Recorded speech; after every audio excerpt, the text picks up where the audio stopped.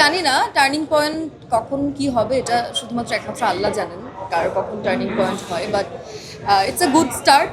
আলহামদুলিল্লাহ, আমি ভালো টিমের সাথে কাজ করে অনেক কিছু শিখেছি, এটা আমার জন্য অনেক বড় পাওয়া।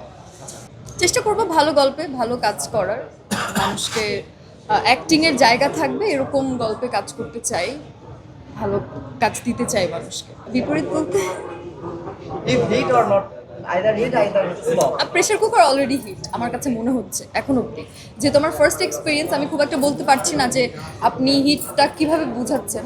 প্রেশার কুকার এখন পর্যন্ত হাউসফুল যাচ্ছে, প্রেশার কুকারের এত ভালো গুড রেসপন্স, সবাই এত অ্যাক্টিংয়ের প্রশংসা করছে, বিশেষ করে তুষি আপুর অ্যাক্টিংয়ের প্রশংসা তো খুবই মানে দারুণভাবে হচ্ছে।